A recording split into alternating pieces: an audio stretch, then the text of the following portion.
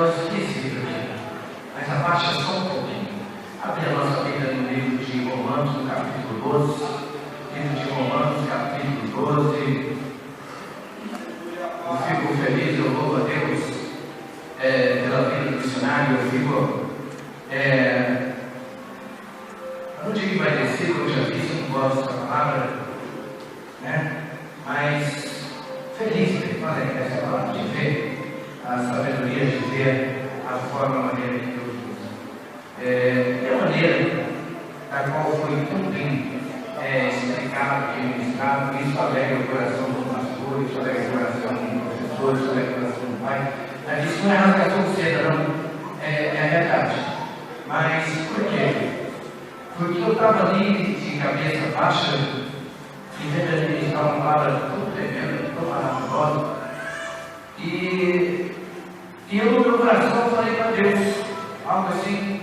Falei, Deus, se todo culto, o momento que eu menos gosto, o culto não é para mim, o culto não é para Deus. Mas o momento que menos me deixa voltar, o momento que menos me deixa alegre, é esse momento. É o momento em que nós abrimos uma Bíblia e temos por obrigação de mostrar dentro dela, como, se bem que a igreja, a obrigação dela é exatamente isso mesmo. Tudo que ela diz, o que ela deixa de dizer, tem que estar embasado aqui dentro. Se não for, não vai. Tem que ser. Mas é um momento, porque para mim, desnecessário. É um momento que verdadeiramente não precisaria. É uma coisa assim que mais tem que ser feita.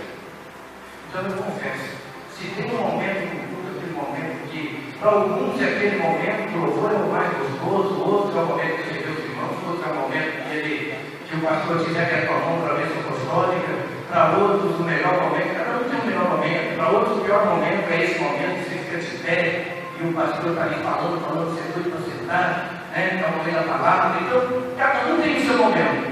E quando nós entendemos que tudo isso não é para mim nem para você, é para Deus, mas tem momentos dentro da Bíblia que nos deixa mais constrangido do que o tempo todo nós já somos, né? Por quê? Porque a Bíblia fala que nós somos rodeados por uma multidão de testemunhas. Isso é uma coisa tremenda, isso é fato. Mas é muito triste esse momento onde a gente tem que dar tanto esclarecimento e falar tanta coisa, não é necessária, porque é tudo conhecido, cada um é conhecido isso. Eu só estou falando, mas a palavra do Senhor aqui no livro de Romanos, capítulo 12, verso de 1, que diz assim: rogo-vos, pois, irmãos, pela compaixão de Deus, que apresenteis o vosso corpo em sacrifício vivo, santo, agradável a Deus, que é o vosso culto racional. E não vos conformeis com esse mundo, mas transformai-vos pela renovação do vosso entendimento, para que experimenteis qual seja a boa, agradável e perfeita vontade de Deus. Porque pela graça que me é dada, digo a cada um dentre vós que não saiba mais do que convém saber, mas que saiba com temperança, conforme a medida da fé que Deus repartiu a cada um.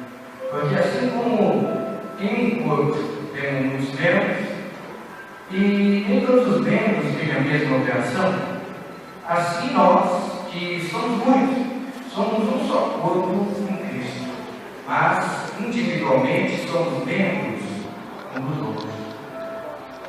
De modo que, tendo diferentes dons segundo a graça que nos foi dada, se é profecia, seja ela segundo a medida da fé, se é ministério, seja ministrar, se é ensinar, haja dedicação ao ensino, ou o que exorta, use esse dom em exortar, e o que reparte, faça com liberalidade, e o que preside com cuidado, e o que exercite misericórdia com alegria. Olha isso, Senhor meu Deus e meu Pai, Senhor, diante de Ti nesse momento, Senhor, mais uma vez me coloco pedindo, Senhor, a Tua graça, pedindo, Senhor, a Tua infinita misericórdia, pedindo, Senhor, que o Senhor venha nos tocar, meu Pai, do alto da nossa cabeça, cabeça, a planta dos nossos pés.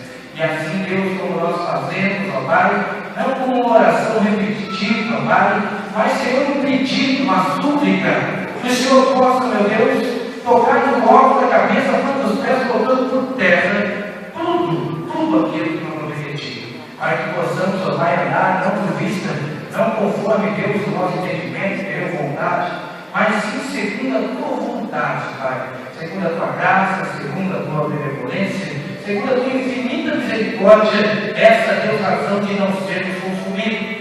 Senhor Deus, assim como o apóstolo Paulo dizia, Senhor meu Deus, examinando a cada um a si mesmo, para que nós venhamos, ó Pai, andar, caminhar, num só pensamento, num só propósito, porque o alvo é o Senhor.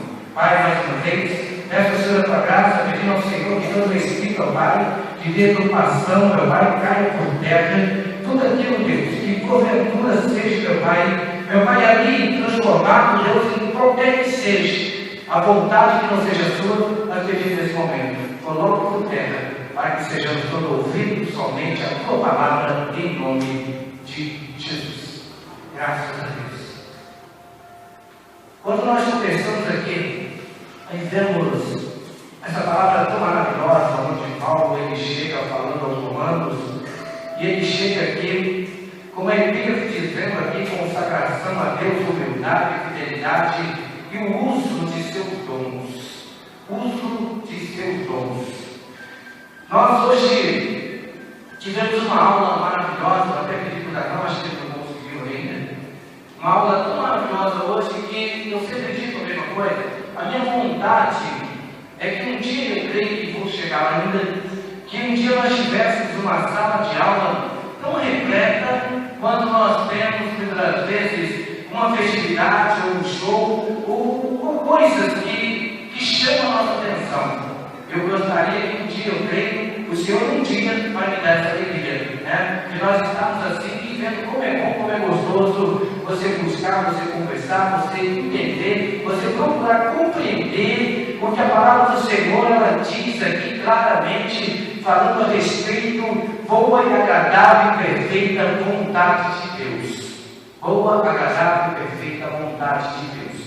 Quando nós começamos a olhar e ver, e aqui nós falávamos ainda hoje a respeito de ter ponto de vista.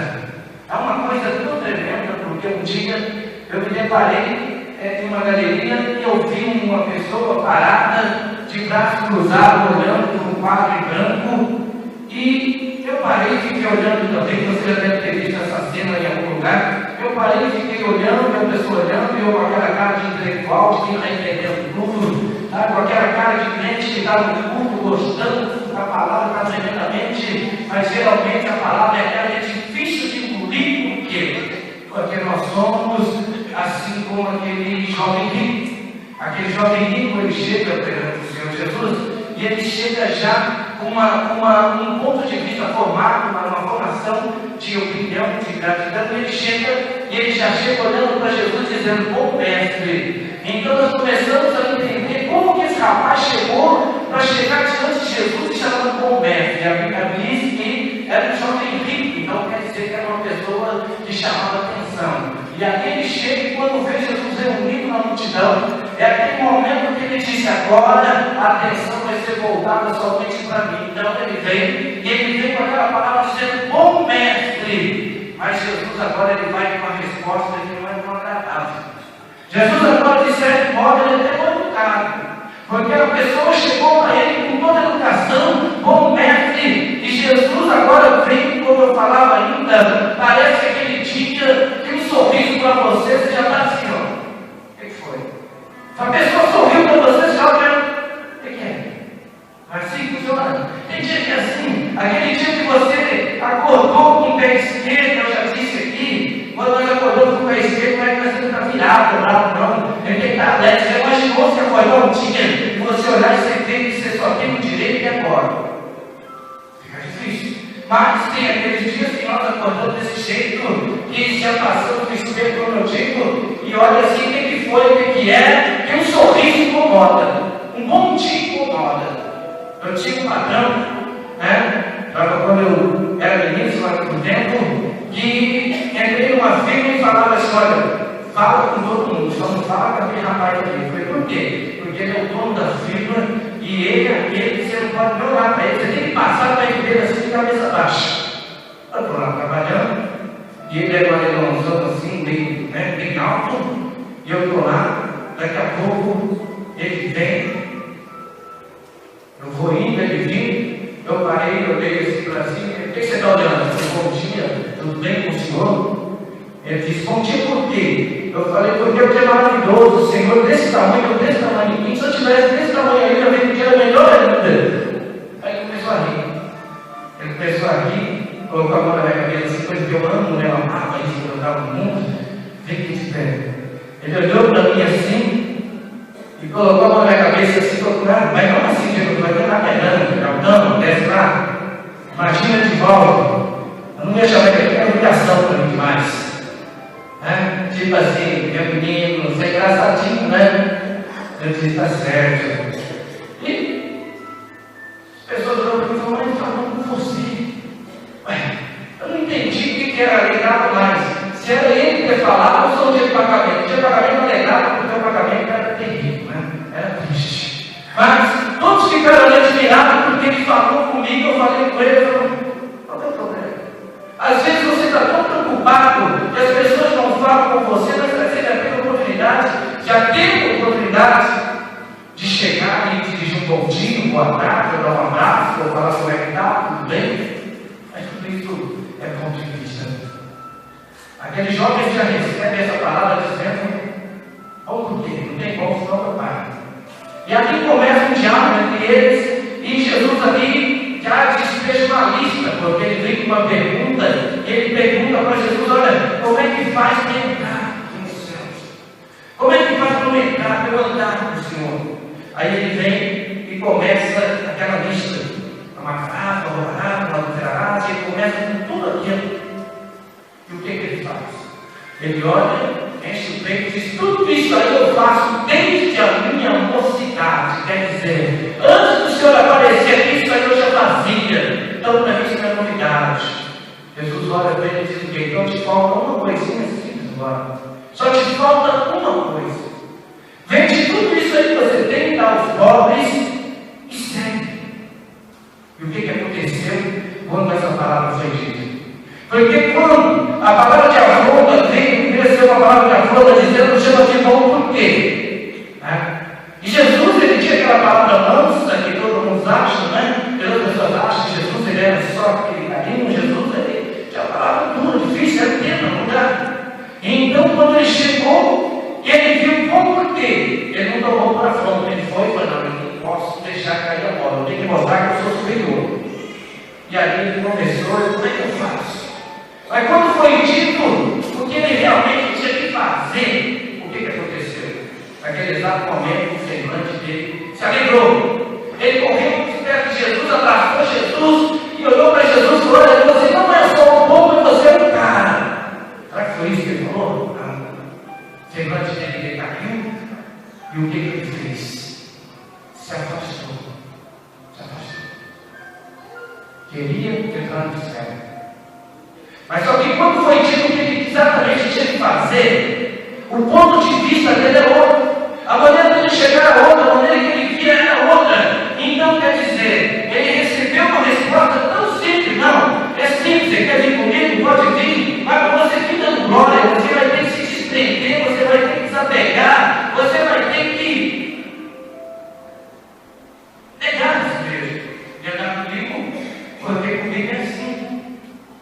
A única coisa que importa nesse mundo é passar por ele e conseguir entrar no reino dos céus. É isso. Jesus ele vem com aquela palavra tão simples, tão maravilhosa, e de repente o semblante se cai, agora desagrada, aquele incomoda e ele sai fora. Mas sai tipo assim dizendo, quer saber do negócio? Ó, meu tempo aqui acabou. Para mim deu, até aqui deu, agora não mais. É assim o nosso coração. É o nosso ponto de vista, a nossa maneira de chegar, é como a gente vê com os nossos olhos.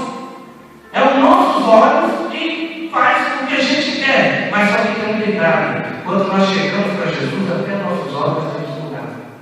Porque onde nós vivemos no mundo, tudo era treva. E o mundo não nos tratava com carinho nem com agrado. ferro e fogo. Mas para sair de lá, a palavra diz que Deus teve que nos tirar de lá com mão forte. Mas só que quando a gente está na presença de Deus, não precisa nem uma mão forte para nos tirar. Basta o ponto de vista do seu corpo. Basta não ser aquilo que eu penso. Porque eu tenho minha forma de pensar. E é importante isso. Por que é importante eu ter minha forma de pensar? Por quê? Porque eu sou uma pessoa composta de corpo e alma, de um espírito e de uma personalidade. Tem que ter uma personalidade. Porque a sua personalidade forma o seu caráter. Se a tua personalidade for forte, o teu caráter é forte. Se a tua personalidade for fraca, o teu caráter é duvidoso.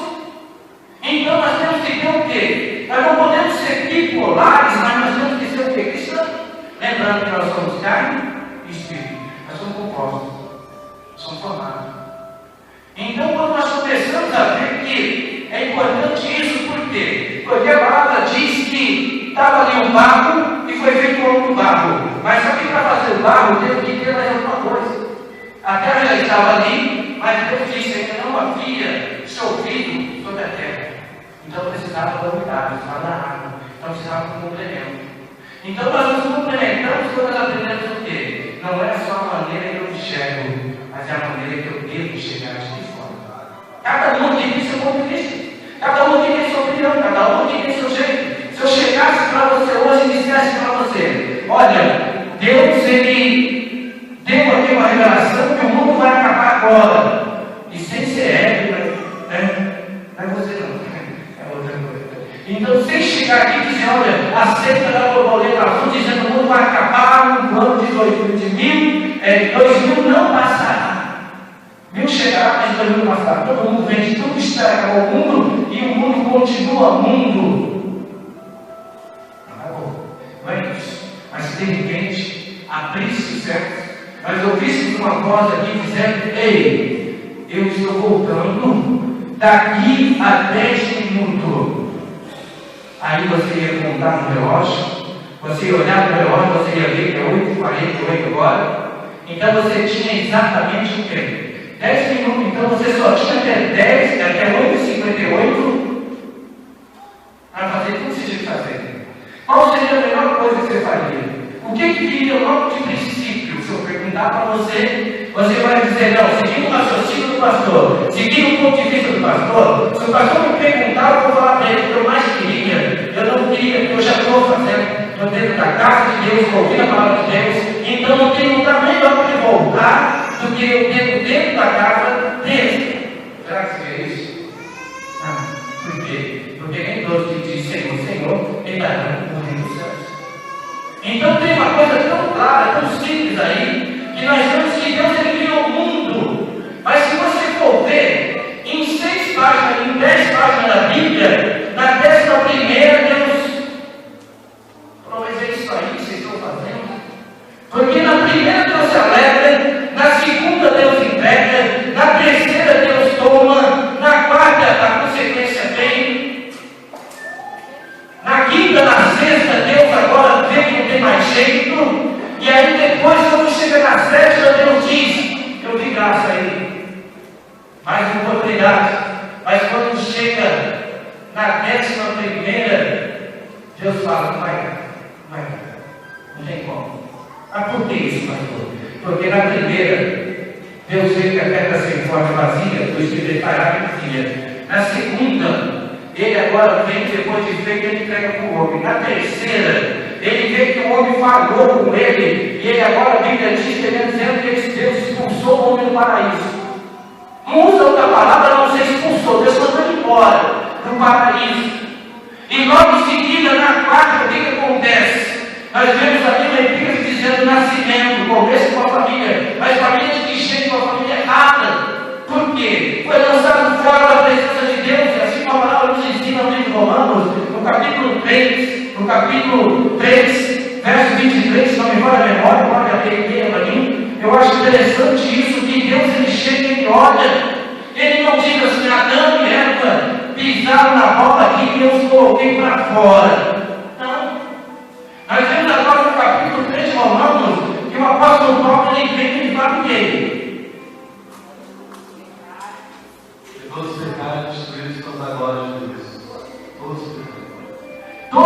pecaram, destituídos foram da glória de Deus. Então você vê interessante isso. Então que quando chega aí no capítulo 3, que Deus chama para a conversa não dá, ele expulsa. O que ele faz? Nós vemos agora que não foi a consequência só na vida de Adão e de Eva, foi na família. Primeiro homicídio, inveja, entra no coração do homem, porque o homem agora perverte, logo quando mata é expulso novamente, vira um andarilho, começa a andar sem pata, sem rumo, vira um nômade, e ainda deixa uma marca na testa dele dizendo que qualquer um que tocasse nele ia ter com Deus. Olha só, você vê aquela pessoa que tem uma marca na testa, e não é aquela marca. É isso, se for isso, você vai para São Bernardo e tira, né? Mas nada dá para tirar. Nada dá para tirar. Então quem pôs aquela marca foi Deus, e aquela marca não saía. Nem no hospital São Bernardo você não conseguia tirar aquela marca, né? E continuar lá. Caim, assassino. Aí matou-se. Então quando nós vemos aqui falando boa e agradável, palavra de Deus, vontade de Deus. O que seria essa vontade? Porque no capítulo 6 nós vemos ali que a confissão toma conta, Deus se arrepende. Quando chega no 11 nós vemos que agora, depois de tudo bem, dilúvio passado, agora os homens se reúnem e eles começam a fazer o quê? Abra sua Bíblia no capítulo 11 do livro de Gênesis aí, por favor. Fala a respeito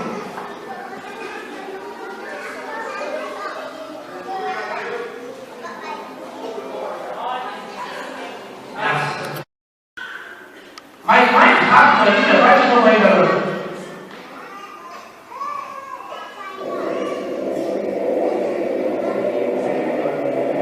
Esse é o tempo da revelação.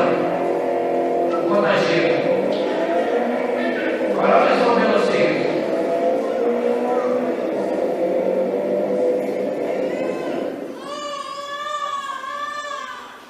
Parou.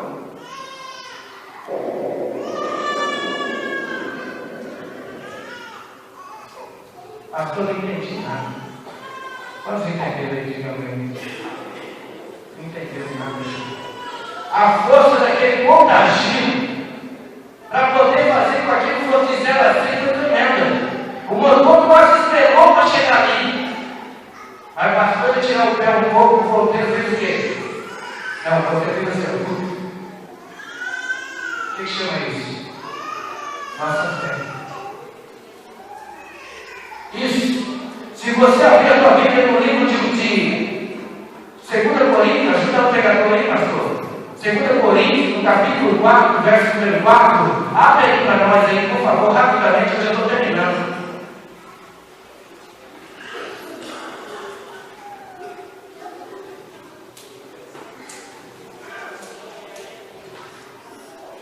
Saia daqui hoje, querido, assim, pensando uma coisa. Eu preciso de oração. Eu preciso dobrar no joelho. Eu preciso fazer uma retrospectiva, mas não só aquela retrospectiva, mas uma alta retrospectiva. O que significa isso aqui? Uma retrospectiva verdade, não uma alta retrospectiva. Eu parar, eu começar a rever, eu começar a olhar para aquele quadro em branco, não somente com cara de intelectual, mas eu entender claramente o que significa aquele ponto. Porque às vezes você faz um quadro em branco, coloca um ponto, olha, fala, mas isso não é nada, o outro não é nada, é uma sujeira, você tem que vai limpar. E alguém olhando para aquele ponto, você perguntar o que é, vai dizer que você é o foco. Nós temos que ter foco. E o que a palavra do Senhor fala aí no livro de 2 Coríntios, capítulo 4, verso 4? A igreja pode ler junto?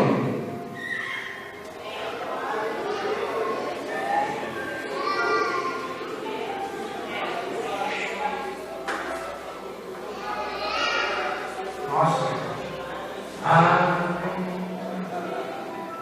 Olha isso. E aí, então, o que está escrito aí?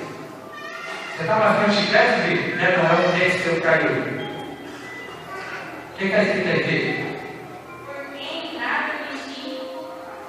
Onde você está, meu filho?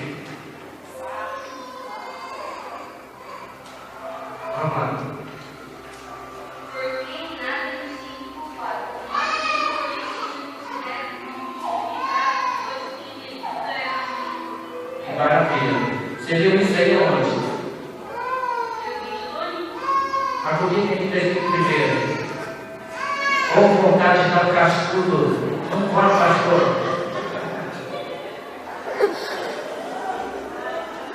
Você acaba com o pregador desse jeito. Aí, no ponto de vista do respeito, já mudou todinho. Já mudou como você está bem. 2 Coríntios depois do primeiro, vai.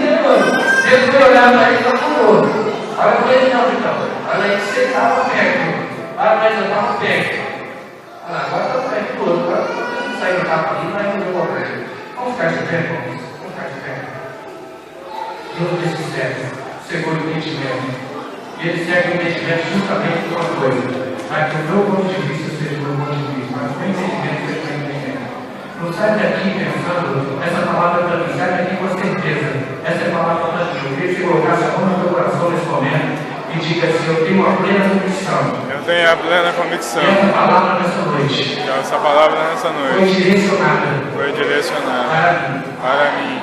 Se você falou isso de coração, essa palavra vai mudar a tua história. Glória a Deus. Se você falou isso de coração, essa palavra muda a minha história.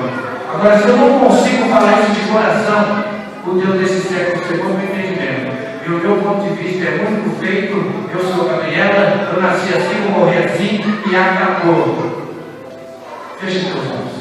Soberano Deus, Senhor, eterno Pai, aqui estamos mais uma vez diante de Ti, Senhor, pedindo a Tua graça, a Tua misericórdia. Que o Senhor possa tomar a Tua igreja de Tuas mãos, Senhor, abençoada, levando assim, meu Deus, debaixo das Tuas mãos e dando a vitória. Abençoando cada vida, cada coração, mudando a história, Senhor.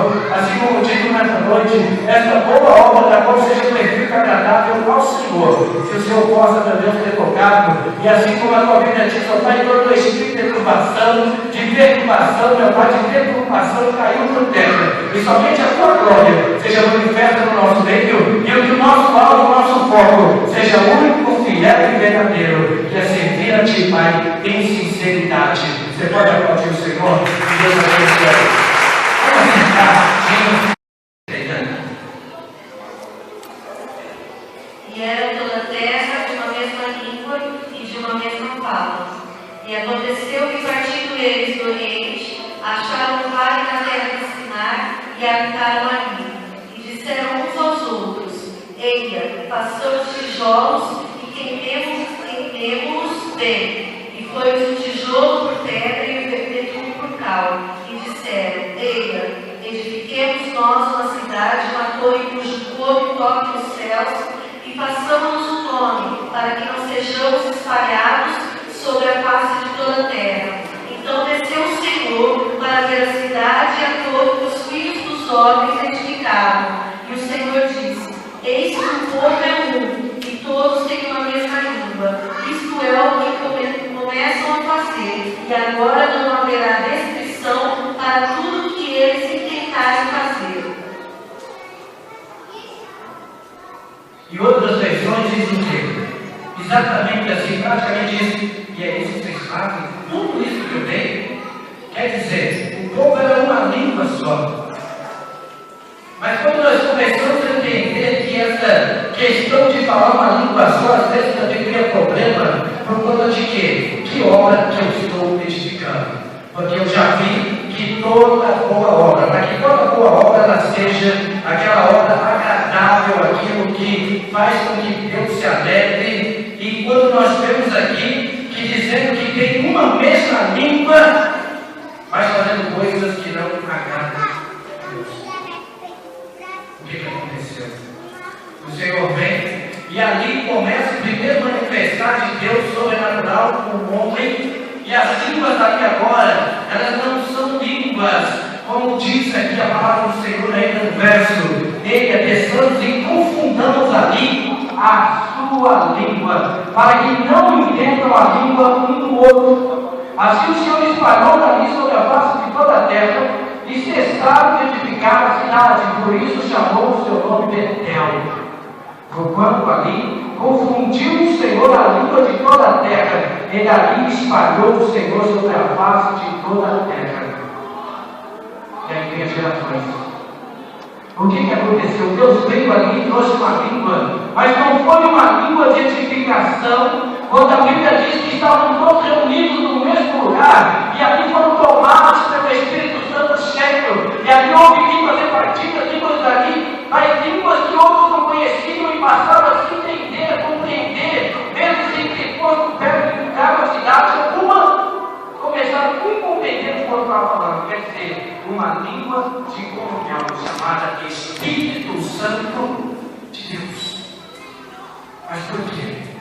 Porque estavam todos reunidos num mesmo lugar. Estavam todos reunidos com um só pensamento. E o pensamento ali era único e exclusivo de adorar ao Senhor, adorar a Deus. Então, quando nós vemos que o único pensamento aí agora é de adorar o Senhor, o que acontece? Deus vem e manda aquele vento impetuoso, e ainda que a língua ali sejam línguas repartidas, não eram línguas estranhas, ainda eram línguas estranhas, não eram línguas de confusão, mas línguas de união. Não era aquela língua agora que levanta aí, presbítero, não era aquela língua agora que um começava a falar e o outro abria o braço assim, falando, não está entendendo nada, não. Olhava para o outro, o que ele está falando aí? Não sei. Mas era aquela língua que quando todos estavam reunidos, sabe o que acontece? Quando vem aquela língua chamada língua do Espírito Santo, ainda que eu não entenda, a Bíblia diz que ele ia para o Pai e enviaria o Espírito, esse Espírito Consolador, que daria entendimento, quer dizer, aquele Espírito Santo revelador, aquele poder revestido do alto, que ainda que você fale em língua, ele vai dar um monte de interpretação para o outro, para quê? Para que a igreja não fique assim. O que é? Então dá uma língua de entendimento, dá um coração de entendimento. Quando toda boa e perfeita obra dessa forma, começa a mudar a história, porque há uma união, ali aquela comunhão, e na comunhão começa a edificação, mas não a edificação para destruição, mas a edificação para vitória. A família unida, havendo línguas ali, ainda que cada um tenha um pensamento, ainda que cada um tenha um entendimento, ainda que cada um venha ter ali, mas o propósito é o mesmo. Mesmo propósito. Qual que é o objetivo mesmo? Qual que é o mesmo? Então, quando nós começamos a entender que estamos todos caminhando num só propósito, o que acontece? A graça e o poder manifestar de Deus começa a se derramar. Por quê? Eu não estou olhando conforme o meu ponto de vista, a minha conclusão, mas eu estou olhando conforme Deus falou. É assim? Se nós continuarmos aqui rapidamente, daqui a alguns minutos aqui, dá para ler com você, ainda no livro de Romanos, no capítulo 12, a partir do verso número 9, eu quero ler com você aqui rapidamente, que diz: o amor não seja de maneira fingir. Aborrecei o mal e apregoai o quê? E apegai-vos ao quê? Amém? Amai-vos cordialmente uns aos outros com amor fraternal, preferindo-vos em honra uns aos outros. Não sejais vagarosos no cuidado, sede fervorosos de quê? Do Espírito, servindo a quem? Alegrai-vos na esperança, sede pacientes na tribulação, perseverai onde? Oração. Coisa que existe mais. Tem mais. A Bíblia fala que quando Pedro foi preso, a igreja agora se reuniu num lugar, e quando a igreja se reuniu dentro de uma casa, o que houve ali agora não foi o WhatsApp, não foi. A primeira coisa que eles pediram aqui não foi o Wi-Fi. Às vezes não pede, mas fica aquela carinha, né? Não toma Wi-Fi, toma sem. Mas o que eles pedem ali? Irmão, vem cá. Pedro está preso lá. Dá para aqui. Vamos entrar em oração, vamos entrar aqui em concordância.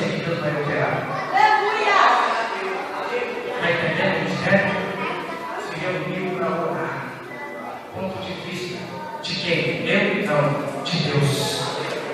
Esse é o propósito de Deus, que nós entramos em comunhão e oração.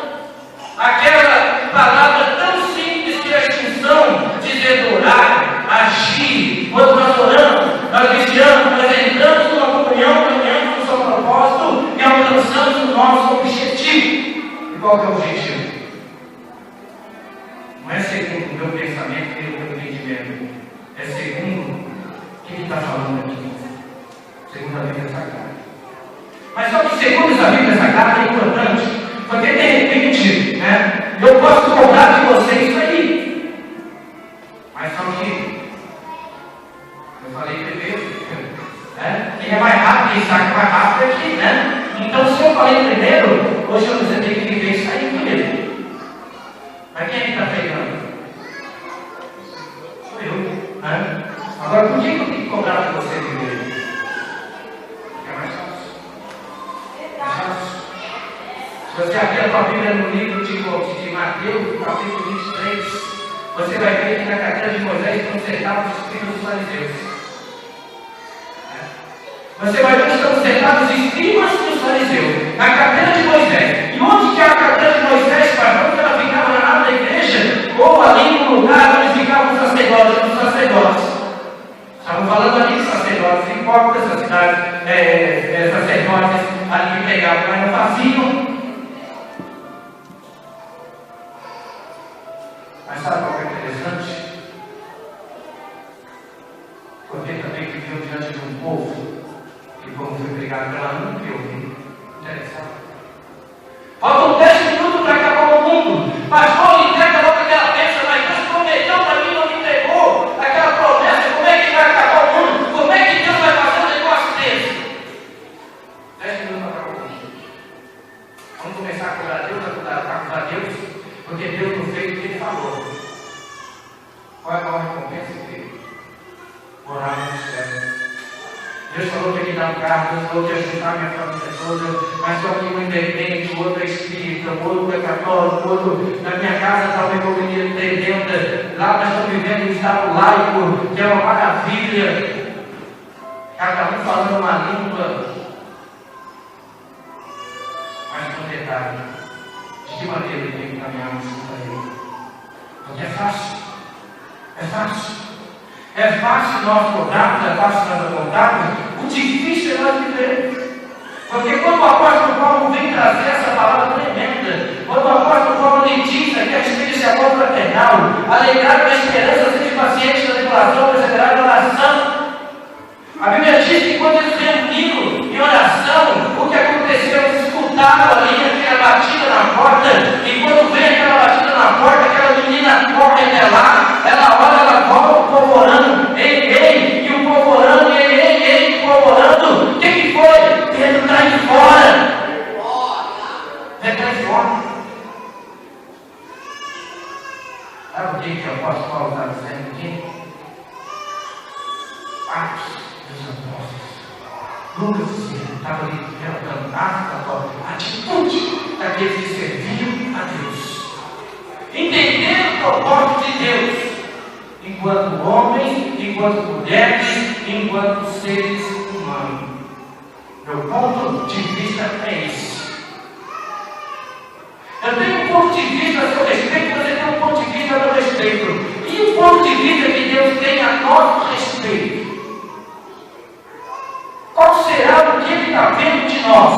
Porque o que eu vejo de você é uma coisa, o que você vê de mim é outra.